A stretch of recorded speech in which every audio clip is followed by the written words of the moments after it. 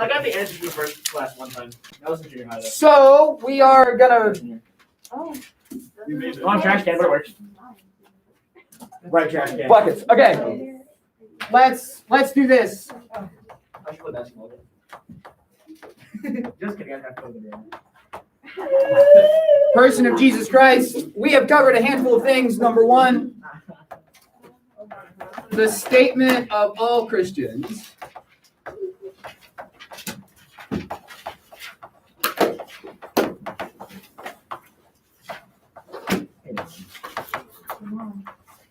Jesus is the eternal Logos, God the Son of God. We talked a bit yesterday about differences in different theological circles. My turn, guys, come on.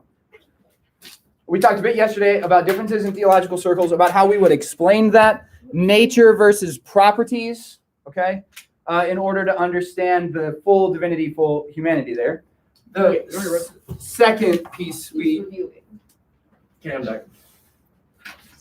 talked about is that idea of fully human, which typically comes with a couple of really critical component parts.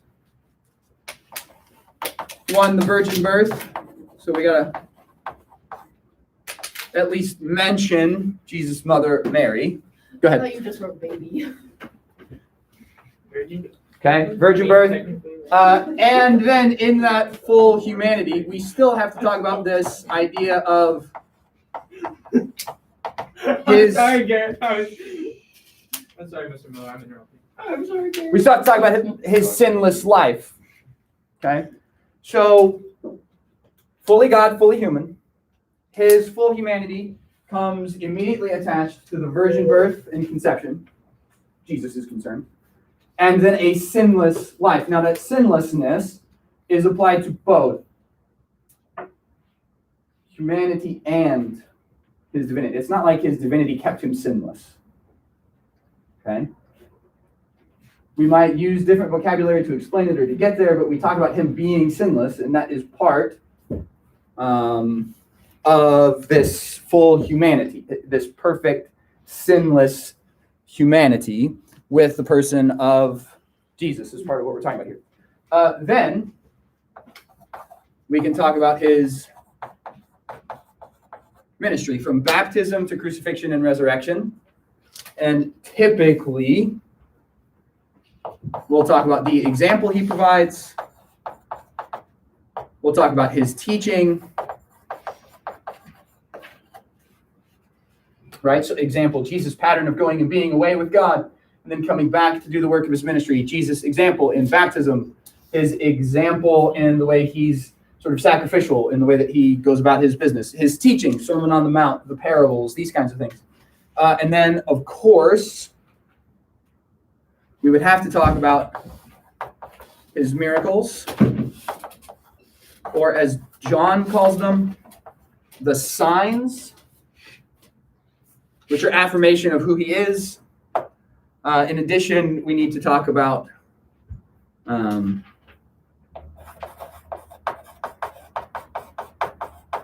crucifixion and resurrection.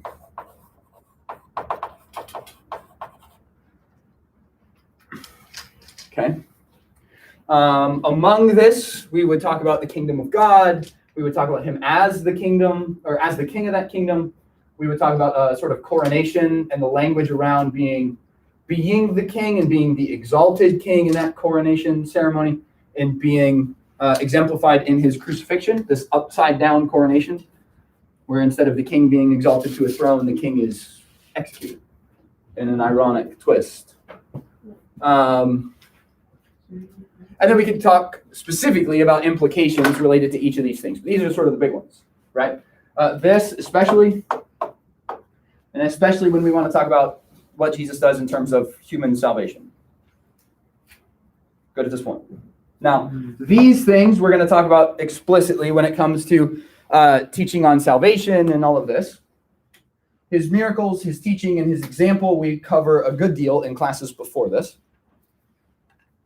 And so what I want to focus on is this idea in this section here on this full humanity. So let's talk about this sinlessness.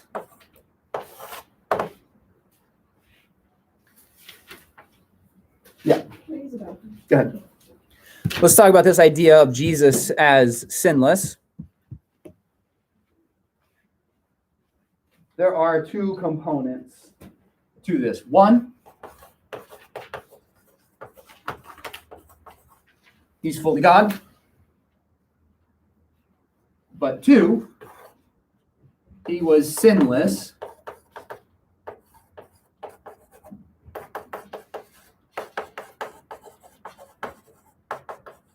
in his humanity.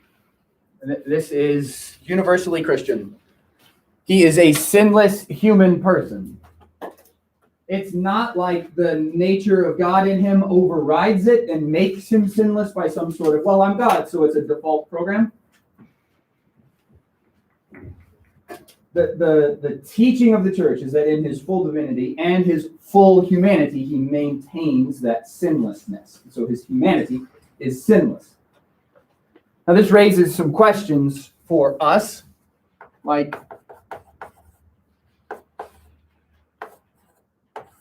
how is his humanity sinless?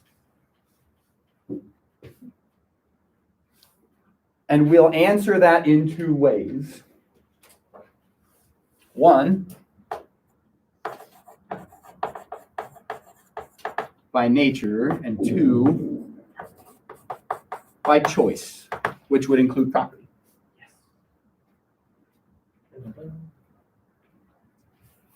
His sinless humanity is, in a sense, this perfect humanity. If we want to play this out on analogies like the Apostle Paul gives us, I keep going back to it because you provided it in such a fitting analogy here, right?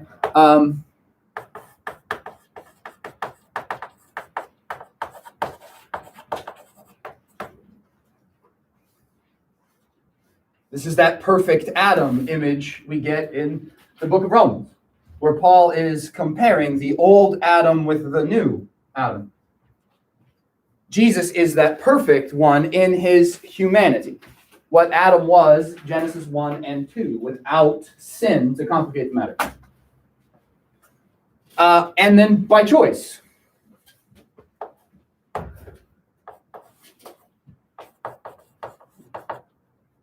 In his life, in the practicals, in the day in and the day out, Jesus does not then go and commit sin.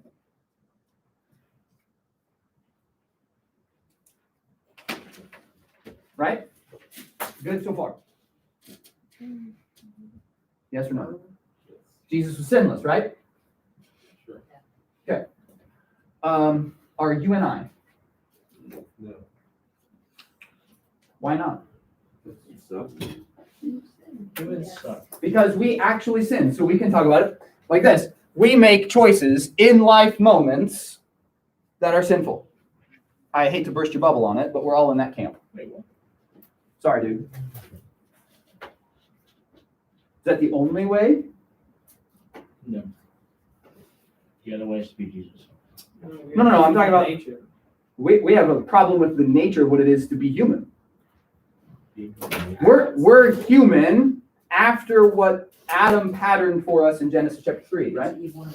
And so our default is a tendency toward an inclination to the choices that are sinful, at the minimum.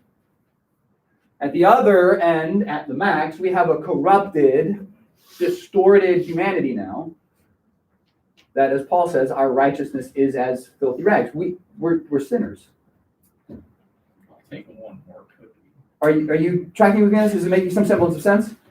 So then this raises a question. How is Jesus sinless in his humanity, He just doesn't do it. but in contact with somebody like Mary? Was she? Yeah. Everybody is. Wait, what do you mean in his contact with Mary? They were friends. Thank you. Yeah, but like, You could be friends with your mom. So let's ask you this way. How is sin transferred? Physical contact. Descent. I think it's the sense like smelling and I was like, what? So Adam and Eve, in their fallen humanity, produce other human beings who are going to, by nature and by life choice, be sinners. So just hang on. Are you with me on That's a that? big question. So then if that's the case, There was and Jesus is biologically Mary's, is there a transfer of that Yes. corrupted humanity from Mary to Jesus? No, it's like genetics. It's like how my mom has blonde hair, my dad has brown hair, but I have brown hair. It's like Jesus. He was like, oh man, my mom's a sinner, but my dad is God. Okay. So I don't know. That made sense. I mean, So I have blue eyes. that is, wait, hold on. That is a very distinctly Protestant answer. Go ahead. Do animals? So hold on. Dogs go to heaven. No, they don't have soul. Kills a Yes. person. Okay, so hang on. I built. Wait. Stay with me. Stay with me. What happens when sinful people enter the presence of God? They God. die. If we follow the pattern of the tabernacle and the temple, what happens to the high priest if he's not made proper atonement? They die. He died. He gets exploded from the inside out. So hang on. If that's what happens when somebody enters a holy space, like the Holy of Holies, Gotta take off their shoes. what is going on with Mary when the God of the universe is in her womb? Oh, jeez. She's just That's Real bad so- headache. Why does she not experience what the high priest would have experienced in the Holy of Holies? Because she's God's perfect. inside of her. She's not inside. Jesus was God? born wrapped in saran wrap. It's the proximity and the contact that's the problem. Okay, never mind. because he's a human. Doesn't work then. So God though. Because God can do whatever he wants.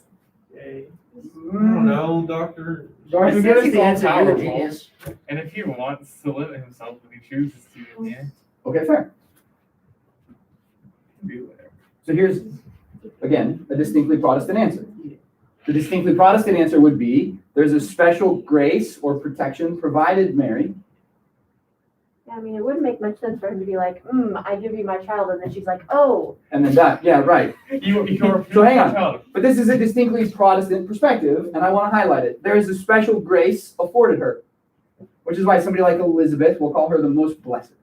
Wouldn't that mean that She's gone. everybody who came into contact with Jesus at any point in time had that same? This is part of why the Protestants answer this way. Like Moses. God transferred all this sin into his shoes. Are you with me?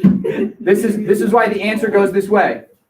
So as long as Because Jesus doesn't touch her. We, as most of us as Protestants, don't understand the contact Jesus has with Mary is any different than contact he would have had with anybody else.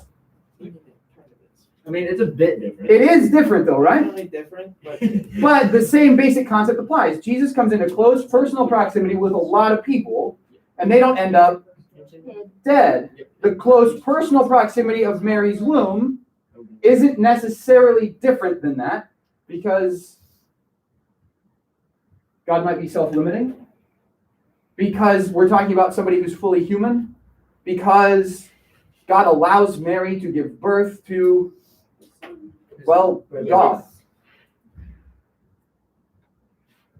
I mean, she's the mother of Jesus. So she's the mother of the Son of Man. She's the mother of the Son of God. She's the mother of God the Son. So in some sense, Do you think she ever felt uncomfortable Now, hold on. telling Jesus like your chores? hold on. God. Stay with me on this, Sweep the floor. because I want to get into some of the perspectives here. Because what this does is it plays out implications for Jesus' life. Right? And here's what we understand. The proximity that Jesus has with somebody like Mary isn't any different than the proximity he has with somebody like the Apostle Peter or John. No, the Protestant point is that close personal proximity in Mary is no different. God's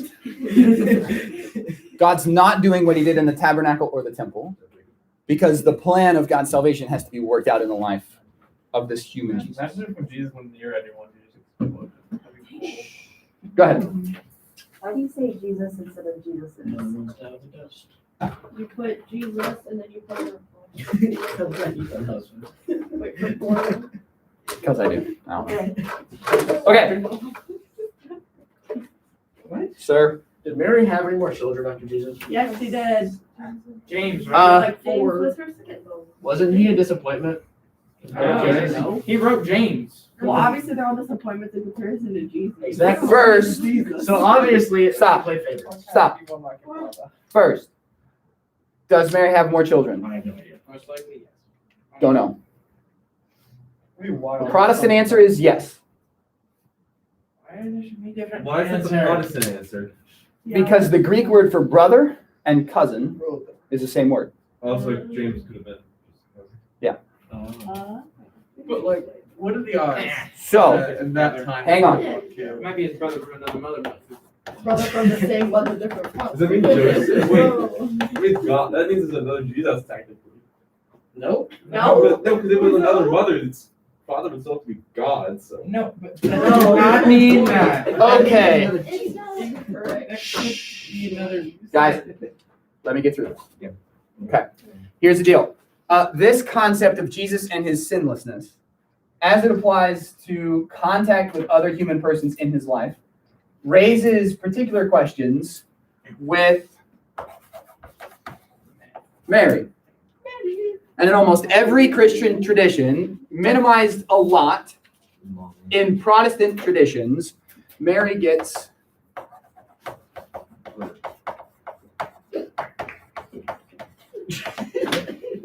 this sort of moniker. Mother of God and him. Mary, the mother of God. Because Jesus is fully God, and he is God the Son. Okay? You're another doctor. This raises this question. Is Mary special?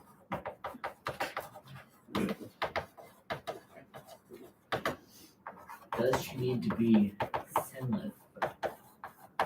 Does Mary need to be sinless too? And here's where the question comes from.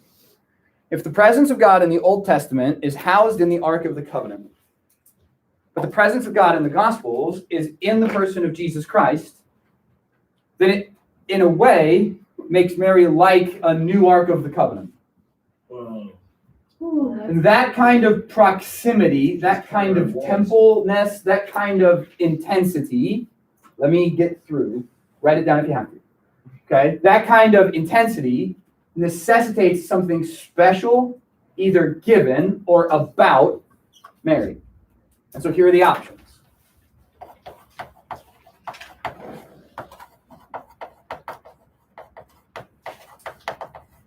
Roman Catholic answer is yes. Mary has to be sinless. Mary has to be sinless to pave the way for a sinless human Jesus and to be prepared to be that ark, bearing the presence of God in a rather literal way. But how would she be sinless? Maybe she's just sinless at that point, and after Jesus was born, she's like, now I No, actually not. In Roman Catholic teaching, Mary is protected by a specific act of God's grace from the moment she's conceived to the moment she goes to heaven, and she's perfectly sinless. Because God provides for her a sinless life to make way for Jesus, the sinless, fully God and fully human Savior. Does this make sense? I'm not saying you have to agree with it, just let me work through this train of thought, because there are a series of answers I want to work through. The idea here when it comes to sin, then, is that sin is transferred, like you said, by descent. And if that's the case, which a lot of the church has understood transfer by descent, because we are sinful, we pass that sinful nature on. So Mary needs a sinless humanity so that Jesus can have a perfect sinless humanity, because in part, Jesus gets his humanness from his human mother. Because this is the mechanism God chose to bring Jesus into existence. This is the Catholic argument. Second, Eastern Orthodox.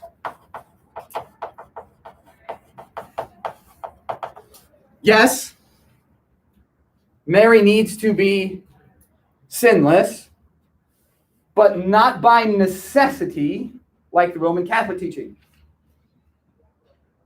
Mary is sinless By choice. by choice.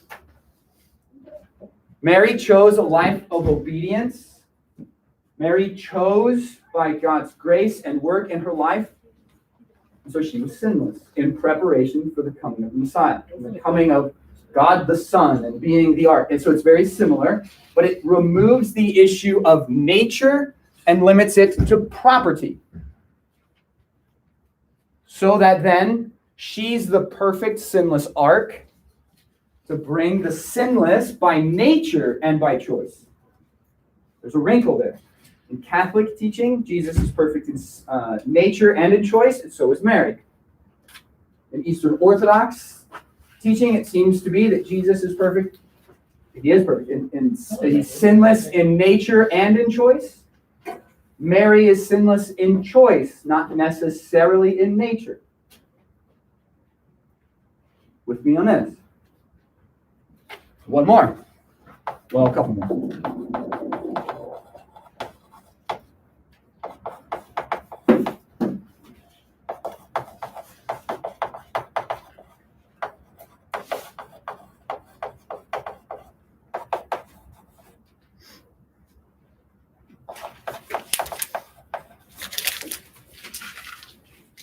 Does it say Lutheran? Lutheran Church teaches, yes, Mary needed to be sinless, but not in nature and choice like the Eastern Church or the Catholic Church. Mary needed a sinlessness, and so God cleansed before entering the womb.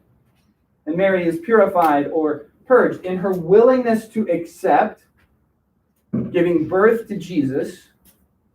God bestowed a special grace and cleansed her of all sin so that he would not be in contact with it.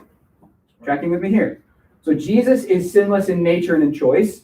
Mary is made sinless, at least for a time, to bring about the arrival of Jesus. But isn't necessarily sinless in nature and in choice for her entire life. Still with me here. The Anglican Church says, yeah, we're somewhere in the mix. Protestants, most of us will say, no, it's not necessary. Perhaps we would go as far as to say, well, maybe God gave her a special grace in her pregnancy or protected her from, right, that Holy of Holies moment in order to bring about, just like that would have been the case, or in his relationships with Peter and John and whoever else. Or, Does that mean he, like, flipped them too? to your point, Well, that is a self-limiting that comes with the humanity of Jesus. This is one of those issues that is the tension in fully God and fully human. How do you deal with the perfect, full weight of the nature and glory of God in its incarnation with the presence of other people? How does that sinless, perfect glory interact with a world that is broken, and sinful, and distorted? all right, so Jesus was here so he could take our sins, correct? Correct. All right, if God just did that to Mary, couldn't he just do that to everyone? Was it? Yes, I think one of the ideas that's embedded here, right, is taking what Jesus is going to do on the cross and playing it sort of backward in time for Mary's benefit in order to bring about the arrival that would lead to the cross. God's sort of counting it in advance. Like you get an advance on a paycheck. Does that apply to only Mary? Yeah, it would be a special act. So he didn't do that to his buddies? It would be a special thing for Mary because it's what brings about the arrival of Jesus in order to accomplish the plan of salvation. He extends everyone.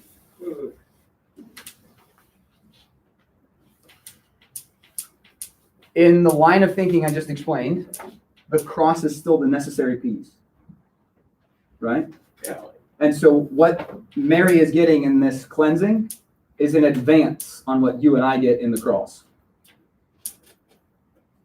But everyone would go. No, because it still needs to happen.